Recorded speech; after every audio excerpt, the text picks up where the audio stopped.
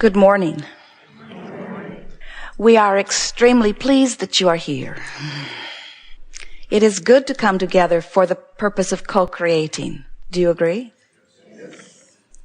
You're knowing what you're wanting? An evolving thing, yes? You are appreciating the evolution of your own personal preferences and desires. And of course, those unfulfilled, not yet manifested desires, you like those most of all, yes? You do understand that when you ask, it is always given? So where's my stuff? I know I've been asking. And if it's true that it is being given, then where is it? And we say it is being lovingly tended for you in vibrational escrow. Just waiting for you to achieve vibrational alignment with it. When you ask for something that you're not a vibrational match to, it is there for you. But you cannot realize it or manifest it or receive it because you cannot set your radio dial on 6:30 a.m. and hear what's being broadcast on 98 FM. The frequencies have to line up. So if your frequency is set on, I don't have enough money, even though you've been asking plenty of times for plenty more money, if your frequency is set on not enough money, you can't match up with more money. If your frequency is set on something's wrong with my body, you can't match up with an improved bodily condition. If your frequency is set on nobody loves me or my lover is eluding me, you have to change your vibrational frequency. And the reason that most people do not know that and are not actively working to improve their vibrational condition is because most are observing what is and offering most of their vibration in response to what is. So you look at what is, it doesn't please you, but you offer a vibration about it because you cannot give your attention to anything without offering a vibration about it. So you look at it, you offer a vibration about it. Law of attraction matches your vibration, so you get more of it, which you look at. And then you offer a vibration about it. Law of attraction matches your vibration, so you get more of it, which you look at. So you offer a vibration about it. Law of attraction matches your we could go on, but actually there is nothing more important for you to realize than if you are observing what is cannot change. There will be different places and different faces, but essentially the essence of what you continue to manifest will continue to be the same because you continue to offer a vibration that continues to attract similar things. Does that make sense to you? Today we want to talk with you about your being the creator of your own experience, but we want to introduce a new way of looking at it called vibrational relativity. Sometimes we are lovingly amused when we have to start at a very base elementary place with our physical friends by explaining to them that if it feels good, it is.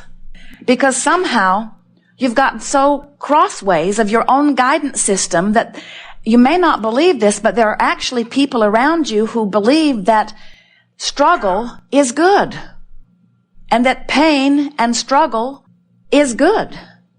And we're wanting you to understand that if you are only evaluating your life based upon the action part of it, in other words, there's the action part of your life, which is where I am right now and what I'm observing right now and what I have come to right now and what I have been attracting, and so what's culminating, what's manifesting, that's the action part of my life.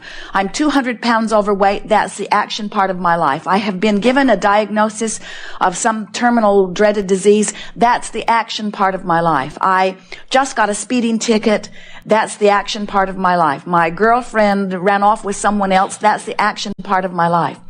But the action part of your life, and so we understand how if you are looking at the action part of your life, if you're looking at what is actually happening right now, what you've come to, so to speak, we can understand how it would be hard for you to acknowledge the vibrational part of your life. You're so busy looking at the manifestations that you've come to and wanting to deal with them, we can see how action would seem to you like it should play a big role in your experience. And if you are only comparing the action part of your life, we can certainly understand how if you walk up on a fist fight and you see a big bully beating up on some person who seems to truly be at a disadvantage, we can see how you would question, should you not jump into it and see if you can save the little guy's life? We can understand how that action seems like the only thing that under those conditions you might be able to do. Meditation is sort of too little too late. Lining up your energy, making a list of positive aspects is sort of too little too late. We understand how the action part of your life seems like a big important part of your life. But we want to help you to understand that you have two concurrent journeys running along here in every moment of every day. There's the action journey, which from our way of explaining it means what you've come to, where you're at, what's not going to change this red hot minute. It's not going to change immediately. It will change, just not right now. It is what it is, what it is. But then there's this vibrational journey, this emotional journey that's run alongside of it, that if you're not aware of and you don't do something about changing the emotional journey, then the action journey, or what is just going to keep culminating pretty much like it has been. You notice in your own life and maybe in the lives of others, there are all kinds of people whose lives keep going the same. Different places, different faces, but the same theme runs through their life.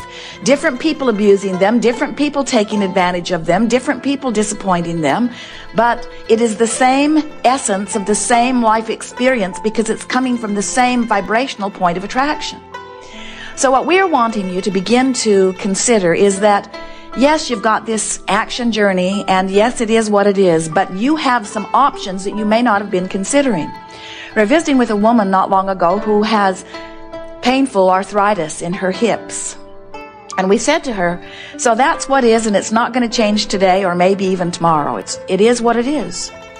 But you have some emotional options. You can have painful arthritis in your hips and you can be fearful. Or you can have painful arthritis in your hips and you can be hopeful. And the vibrational difference between fearful and hopeful is a huge vibrational difference. It's so huge that it makes the difference between how long you're going to keep walking into another day with painful hips. If you can separate your response to what is emotionally by having more fun with it, by caring more about how you feel, if you can start tending to your vibration, then you can start changing your future outcome. Unless you tend to your emotions, unless you do something about the way you feel, then you have no creative control. You're just responding to conditions. And then we understand why many of you, in fact, it seems that most of our physical human friends are determined that they're just going to wrestle the conditions to the ground and change them. Because you look at a condition and it doesn't please you and it makes you feel bad, and then you look at a condition which does please you and it makes you feel good, and then you say, I've got the answer. We need to control the conditions. And we say, you can't get big enough political parties or big enough religious gatherings or big enough armies or big enough bombs to make them behave the way you think you need them to behave so that you can feel better. You've got to stop practicing this conditional love. It's not going to work. It is not working. How is it working out for you? In other words, if you need conditions to change before you feel better, and before you feel better, your vibration has to change. If you need the condition to change before your vibration can change, then you're in deep trouble. If you need, and so that's what people come around to. They say, I've got arthritis in my hips, or I don't have enough money, or my lover left me, and I need that condition to get back to the place that I can enjoy it again before I can feel better. And we say, you're asking the impossible. You're saying, give me something that I'm not a vibrational match to, and once you've given me something that I'm not a vibrational match to, then I'll be a vibrational match to it. And we say, that's like saying, I'm going to set my radio dial on 6:30 a.m. and I expect 98.6 FM to come through it. Jerry and Esther, when they were checking the computer just now, have something they don't understand happening. Abraham's microphone was blaring into the computer, giving him a much bigger signal than they should have, even when the microphone was muted. It's not possible, they kept saying, and yet there it was. There was a vibrational misalignment that they do not know what happened, why it is there, that was giving them an action result that they didn't want. And they did not get to the bottom of it. They just switched microphones. We're on the guest mic right now, and it's working beautifully. We'll see how you do on Abraham's mic.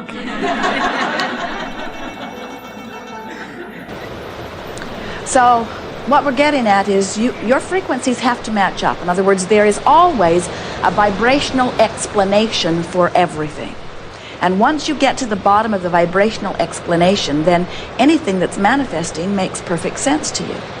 But unless you get to the vibrational essence of it, when you're messing around out there on the edge, trying to figure out how to adjust some condition or circumstance, you are very limited. Now, we're not saying that you could not take your brute force and pick something up and move it to another place. We're not saying that at all. Of course, your action is a part of your experience. But what we are saying is the essence of what you feel is the essence of what is playing out in your experience, because the law of attraction is the manager that manages this vibrational universe. And until you decide to get control of your vibration, you cannot be a deliberate creator. And the way you get control of your vibration is by saying once and for all, it matters to me how I feel. Finally, I'm going to come back around to acknowledging that I was born with a guidance system, and good means good. If it feels good to me, then it is a good path for me. Jerry and Esther have navigational systems in their vehicles, and if they're pointed in the wrong direction of where they have told the contraption they want to go, this device says, when possible, make a legal U-turn. In other words, it's very clear to the directional device that when they said they want to go west, that when they're going east, they're going in the wrong direction. When they're in Phoenix and they want to go to San Diego, they head west. And if they get turned around in Yuma for some reason and start going back toward Phoenix, their navigational device is going to throw a fit. It's going to say, when possible, make a legal U-turn. When possible, make a legal U-turn. And it won't stop. It will continue to say, as long as you've programmed me for this destination, I'm going to keep telling you you're going in the wrong direction. And your navigational system is telling you the same thing. When you know you want something that feels like this, and you're focused upon something that feels in opposition to it, you are emitting a vibrational signal that is not letting you receive what you're asking for. So there's a 3-step process to the creation process, and it's a 3-step process whether you are aware of the 3 steps or not. 2 of the steps you don't need to be aware of. Step 1 and step 2, you don't even have to know about them, because the universe has been so cleverly orchestrated that those 2 steps are managed perfectly without you.